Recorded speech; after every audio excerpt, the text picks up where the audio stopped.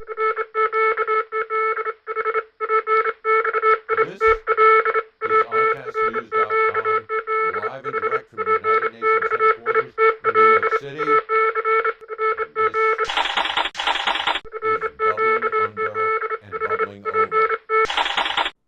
What's bubbling under this week across the world is not all good news. In one of the few closed societies close to the United States, close to UN headquarters, Cuba, the news is less than clear, open, glasnost-filled.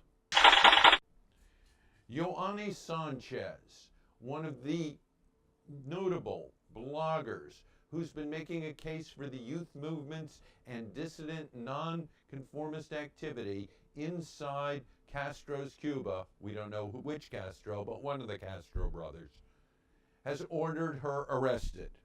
Ioannis Sanchez is under lock and key in jail for provocation and trying to orchestrate a media show. The opening world, using digital technology, got closed down a little this week.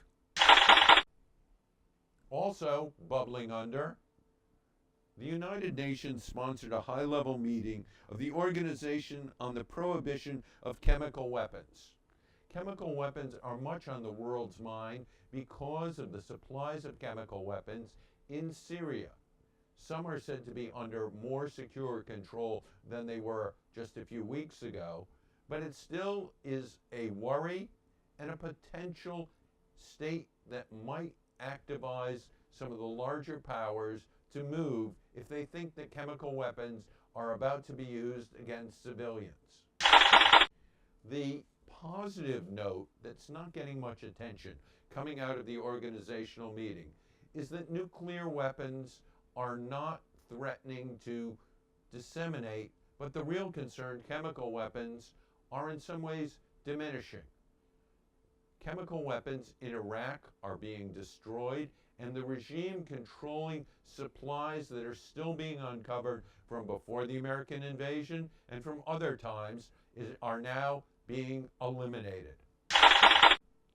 In addition, the chemical weapons found in Libya by the coalition of NATO forces that went in and helped the revolution there, those weapons, chemical weapons, are being destroyed and are felt to be pretty much, and when you talk about Libya, everything's got to be couched in pretty much, accounted for, under control, and not getting into the hands of various al-Qaeda groups in North Africa.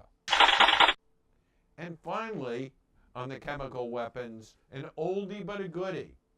There was a report that Japanese chemical weapons, still being uncovered, still stored in China, are on their way to destruction. The fact that there are Japanese chemical weapons from the Second World War in China may remind us of some of the hostility that is brewing under a topic we've discussed at another time, the contest over islands and territories in dispute between China and Japan. Bubbling over this week, Syria, the threat of war. After a shelling of a town in which 5 people were killed, a mild-mannered Security Council resolutions saying the members of the Council demand that such violations of international law stop immediately and not to be repeated. The Security Council calls on the Syrian government to fully respect the sovereignty and territorial integrity of its neighbors. Another shelling. A shelling this very day, which provoked the Prime Minister of Turkey to say to a rally inside Istanbul that the countries, Syria and Turkey, were, and I quote, not far from war. Chilling remarks. Prime Minister Erdogan said those who attempt to test Turkey's deterrence, its decisiveness, its capacity, I say here they are making a fatal mistake. One would hope that the big power with big influence over Syria, Russia, is walking its wild little brother back from the borders, back from deterrence. But the thought does occur that some of the Syrian rebel groups could in fact be the ones throwing weapons, mortars into Turkey to provoke an attack on Syria, which would benefit them.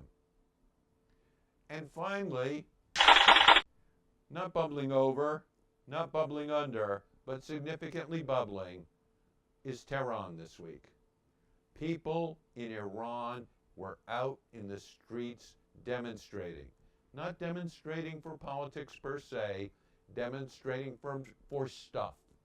Rice and spices and imported goods that have all gotten more expensive because of the United Nations sanctions and the bite being put on the Iranian currency.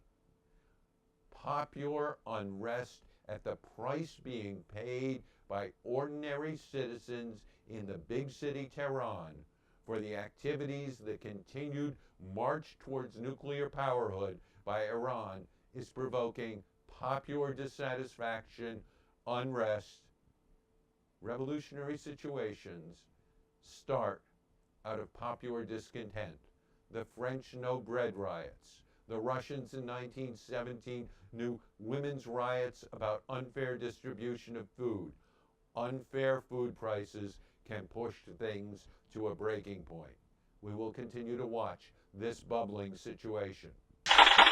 For Bubbling Under and Bubbling Over at icastnews.com, live and direct from the United Nations headquarters in New York City, I'm Jonathan Sanders.